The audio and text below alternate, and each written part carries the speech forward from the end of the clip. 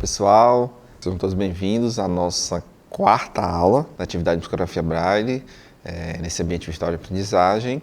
A gente viu já uma série de pontos muito importantes sobre a psicografia Braille, Nois Braille, Cela Braille, alfabeto, estudamos as notas musicais, pausas, oitavas, e hoje a gente vai estudar sobre indicação de compasso e a clave. Vou mostrar um pouquinho para vocês como funciona essa transcrição, juntar nos elementos. A gente aprendeu notas, aprendeu sobre as pausas, entendemos as oitavas, então a gente já consegue localizar essas notas, essas pausas no espaço, né? Vamos dizer assim, nessas alturas. E agora a gente vai efetivar com as claves e indicações de compasso. Tá bom? Vamos lá para a apresentação do slide.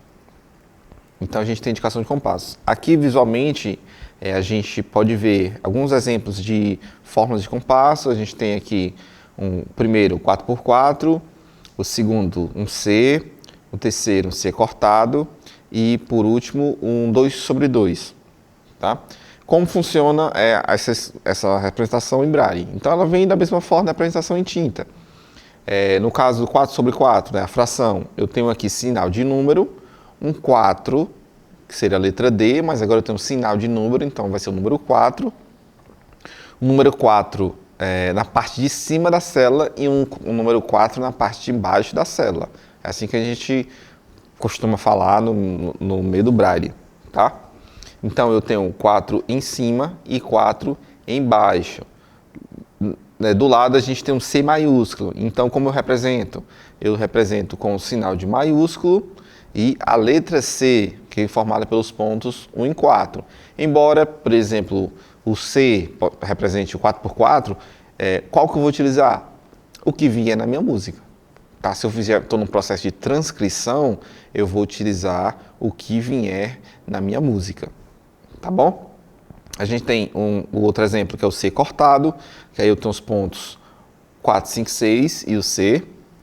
E tenho, por fim, o 2x2, mesma coisa do 4x4. Eu tenho o sinal de número e agora eu tenho um 2 na parte de cima da célula e um 2 na parte de baixo da célula. Tá? Toda indicação de compasso vem seguida de um espaço em branco, devendo a nota seguinte ser precedida do sinal de oitava. Aquela regra que a gente viu na aula passada. Sempre antes da primeira nota, sinal de oitava. Tá? E agora a gente descobriu, está aprendendo, que eu preciso, da indicação de compasso, ter um espaço em branco. Tá bom? O outro ponto muito importante que a gente vai discutir hoje e aprender são as claves. Tá? Então eu trouxe 3 claves mais utilizadas e básicas para a gente entender. São elas clave de Sol, clave de Fá e clave de Dó. Tá? As claves, como eu falei da limitação dos pontos em Braille, então a clave é formada por um sinal composto. Então preciso de 3 células para formar a clave, o sinal de clave. Então eu tenho para a clave de Sol os pontos 3, 4, 5, 3, 4, 1, 2, 3. Tá? E eu estou falando da sequência de cada da célula Braille. Para a clave de Fá, os pontos 3, 4, 5, 3, 4, 5, 6 e 1, 2, 3. E para a clave de Dó, 3, 4, 5, 3, 4, 6, 1, 2 e 3. Tá bom? Veja que o que difere de uma clave para a outra são a célula do meio. Né? A primeira célula e a terceira são iguais para todas as claves. Tá bom? E eu tenho orientação que diz: embora os sinais de claves não determinem a altura das notas, ao contrário do que ocorre na impressão convencional, o conhecimento desses sinais é essencial para a compreensão exata pelo cego da partitura impressa. Na transcrição à tinta, o sinal de clave aparece no começo de cada um dos pentagramas, enquanto que em Braille, quando esses sinais são usados, aparece apenas no começo da peça, salvo quando se reproduz uma mudança de clave. Então vamos lá, vários pontos sobre a utilização da clave. Quando ele vem apenas uma vez no início, tá bom? E depende se na partitura vai ter ou não, tá bom? Eu só vou utilizar o sinal de clave novamente se tiver mudança de clave durante a minha música, tá? Senão eu vou inserir apenas no início da música, tá bom? Uma das questões desse uso de clave ou não é que, como na musicografia Braille a gente tem notas com valores rítmicos e alturas definidas pelos sinais de oitava, a utilização da clave cai por terra, certo? Não é necessário, assim como na partitura em tinta, né? E a gente tem duas linhas de pensamento. Uma, que acredita que se eu estou fazendo processo de transcrição, eu preciso ser o mais fiel possível à partitura em tinta. Então, se na partitura em tinta, a partitura convencional, eu tenho a clave, eu preciso inserir o sinal de clave também na partitura em Braille. Outro ponto de vista acredita que não é necessário. A clave não tem função técnica ou musical, teórica musical alguma, tá? Porque o sinal de oitava, junto com as notas, já resolve tudo, né? Eu gosto de pensar que, se eu estou no processo de transcrição, é muito importante que eu utilize o sinal de clave, tá bom? Se eu estou no processo de criação, composição musical, e aí vai parte de cada um, utilizar a clave ou não, tá bom? Mas o conhecimento sobre a clave, a importância dela, no contexto teórico musical, é importante porque a gente tem hoje, é muito comum, professores de música com deficiência visual lecionando para crianças não visuais. Então, como é que aquele professor vai ensinar a partitura tradicional se ele não conhece a clave?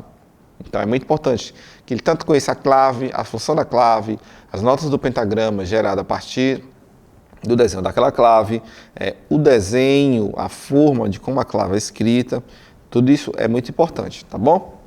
E agora a gente vai, de fato, a partir dessa aula, a partir desse momento, transcrever algumas coisas, porque a gente já aprendeu nota, a gente aprendeu sobre pausa, a gente aprendeu as oitavas, a gente aprendeu indicação de compasso e a gente aprendeu as claves. Então a gente já consegue transcrever muita coisa, tá bom? Eu separei um trechinho aqui de um livro didático para flauta doce.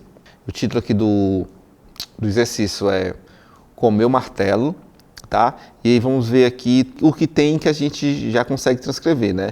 Então ele tem a clave de sol, a gente já sabe, acabou de aprender, 2/4, aprendemos notas em semínima e notas em colcheias, pausa de semínima, e tem o ritornello, ali no finalzinho. O ritornello a gente não vai fazer agora, tá bom? A gente vai inserir nas próximas aulas. Mas eu já consigo transcrever esse trecho sem problemas. Vamos lá, vou fazer por partes. Para facilitar a visualização de vocês, eu vou ler e vou lá no software Music Braille transcrever, tá? Por exemplo, a gente tem aqui clave de sol 2/4. Então eu vou lá no software Music Braille, tá todo limpo, não tem nada. Vou entrar no modo de digitação PEX, apertando a tecla F11. Vou adicionar a clave de sol 3, 4, 5. 3, 4, 1, 2, 3 e forma de compasso 2/4. Então, sinal de número 2/4. Vamos lá. Que oitava a gente está? Quarta oitava. Então, vou lá no software, quarta oitava, ponto 5, tá? Vamos lá. Vamos ler aqui compasso por compasso. A gente consegue ler por compasso, tá bom? Sol, semínima, sol e lá colcheia. Vou lá para o software, já adicionei o sinal de oitava, então tem um sol semínima, sol e lá colcheia. Então tem um sol semínima, adicionando o sol é os pontos 1, 2 e 5 e adicionei o ponto 3 para torná-lo semínima, né? Aí tem um sol colcheia 1, 2 e 5, lá colcheia 2 e 4, tá bom? Vou tentar falar mais devagar para ficar mais fácil de vocês acompanharem. E aí eu tenho fim de compasso, né? Barra de compasso. Então eu vou dar apenas o espaço, tá? Organização e divisão do nosso trecho. Tem no próximo compasso si semínima e si colcheia. Vamos lá, então temos si semínima, si colcheia. Vamos analisar uma coisa. Até agora a gente só teve intervalos de segunda. Então eu não precisei adicionar sinais de oitava entre as notas, né? Ou antes da próxima nota. Fechei meu compasso, espaço, tenho lá semínima e lá colcheia. Vamos lá. Então agora eu tenho intervalo de segunda, não preciso. Lá semínima, lá colcheia. Espaço. Vamos visualizar. Próximo compasso. Eu tenho si semínima e sol semínima. Vamos lá, intervalo de segunda e o intervalo de terça. Si semínima, sol semínima.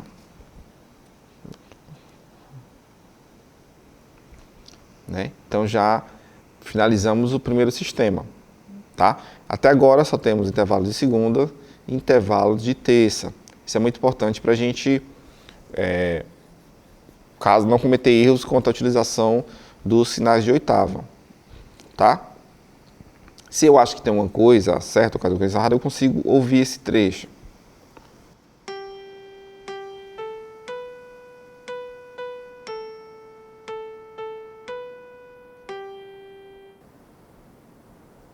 Pronto, espero que vocês tenham conseguido ouvir aí. Tá? Nesse processo de transcrição, eu costumo sempre quebrar os sistemas da mesma maneira, né? Se aqui eu dei um salto, fui para a linha de baixo, na transcrição também, porque vai ficar mais fácil de identificar algum possível erro.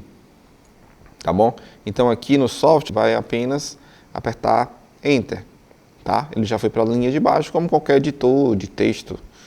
Tá? Bem simples. Vamos lá seguir. Temos novamente sol semínima, sol colcheia e lá colcheia. Vamos transcrever. Isso, sol, sol, lá.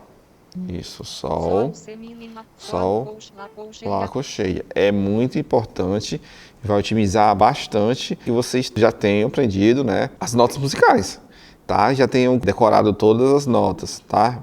É muito bom a gente estar com a folha impressa ou estar com a folhinha do lado no computador, para a gente estar revendo essas notas, tá bom? Vamos lá, espaço, barra de compasso. A gente tem na sequência si semínima e si colcheia. Vou adicionar si semínima e si colcheia. Até agora só intervalo de segunda, por ser também um método bem simples, né, de iniciação à flauta doce, tá? Próximo compasso, vou dar o espaço. E aí eu tenho lá semínima. Então eu tenho lá semínima. Uma coisa muito comum que acontece, né, nesse modo de digitação, quando a gente tem as teclas ao mesmo tempo, às vezes há um erro no Windows, né, que ele não identifica. Então a gente pode digitar meio que dedilhando, né, como se fosse arpejando num teclado bem rápido, tá? E aí ele consegue reconhecer. Tá bom? Barra de compasso, espaço. Por fim, temos um sol semínima, pausa de semínima. Sol semínima. Sol semínima. E uma pausa de semínima. Aqui eu não vou adicionar nenhuma barra final, nem um ritornelo, tá? Que a gente vai trabalhar isso nas próximas aulas. Então eu posso navegar aqui nas setas e voltar ao início da minha música e tocar para verificar se está tudo ok.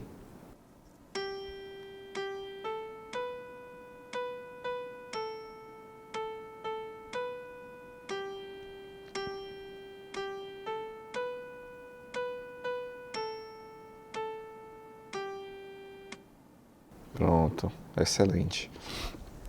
Ó, esse é um exemplo bem básico, certo? Em nível 1 de transcrição, porque a gente usa só colcheias e semínimas para transcrever. A única coisa aqui diferente que a gente não tinha escrito até agora foi a pausa de semínima, o ritornelo. A gente vai aprender nas próximas aulas, não tem problema se não transcrever agora, tá bom? Por isso, assim, a praticidade, a eficiência que há quando a gente transcreve de um formato digital, porque eu posso salvar o arquivo e daqui a uma semana, daqui na próxima aula, depois na próxima aula, a gente vai voltar lá no meu arquivo e vou adicionar um trecho que eu não aprendi, eu não, um sinal que eu não utilizei ainda, tá? Na última aula eu vou dar várias dicas de utilização do software e de como vocês podem facilitar muito essa dúvida, né, e sanar essa dúvida dentro do próprio software, tá? Uma coisa importante que a gente viu, né, esse trecho só tem intervalos de segunda e terceira. Então, é básico. Então, apenas adicionei o sinal de oitava antes da primeira nota e pronto. O resto já não precisa adicionar nenhum sinal de oitava. Mas por que isso é tão importante? Porque, assim, ele economiza uma série de pontos. Porque, imagine só, eu adicionar o sinal de oitava antes de cada nota. Eu geraria um volume muito grande de pontos. E assim, o braille por si só já é muito volumoso. Já é muito comum a gente ter, por exemplo, uma partitura de violino, por exemplo, em tinta, gerar 3 folhas em braille, tá? Porque varia do tamanho do papel e é muito volumoso. Já ocupa muito lugar. Imagina se eu colocasse o sinal de oitava antes de cada nota. Isso geraria um volume enorme, enorme mesmo, tá? Além de demorar mais para transcrever, dificultaria também o processo de leitura. O braille por si só, a musicografia, já foi pensada em resumir e comprimir essa quantidade de uso excessivo de pontos, tá? E vocês vão ver durante a prática da escrita e da leitura que isso é importante, né? Tanto para o processo de ensino quanto para o processo de aprendizagem, né? Para otimizar, sempre recebo perguntas de como a pessoa com deficiência visual vai ler e tocar ao mesmo tempo, né? Eu acho que o objetivo da escrita, aqui, no caso da musicografia braille, e da escrita de modo geral, não é a de leitura simultânea, né? Ou de leitura à primeira vista, como a gente trata na música, mas sim de uma forma de registro, né? De uma pessoa ler um trecho numa frase musical, executar o instrumento e ter aquela música no seu repertório e daqui a 3, 6 meses, 1 ano, ela possa retomar essa canção, caso precise tirar alguma dúvida de alguma nota, de algum dedilhado, de alguma ação, tá? Então, retomando, por exemplo, eu vou fazer uma alteração aqui com vocês. Se eu voltar lá para o início da peça, a gente tem aqui o sinal de oitava, tá? Se eu utilizar vou adicionar aqui o sinal de quinta, oitava. Todo esse trecho é transcrito por completo mesmo. Por quê? Ele só utilizou sinais de intervalos de segunda e terceira. E a gente pode ouvir ele agora, tipo, todinho, uma oitava acima.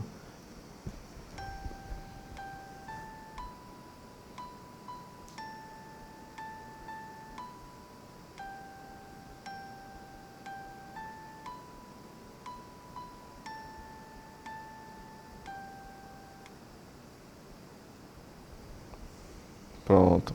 Mesma coisa aconteceria se eu colocasse uma oitava abaixo.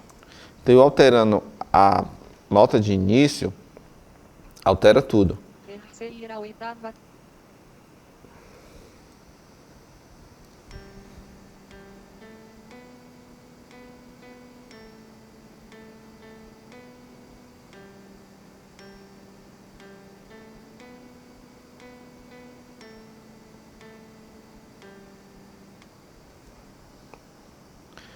Por essas e outras, que é tão importante a inserção do sinal de oitava antes da primeira nota. Vou voltar aqui, ó.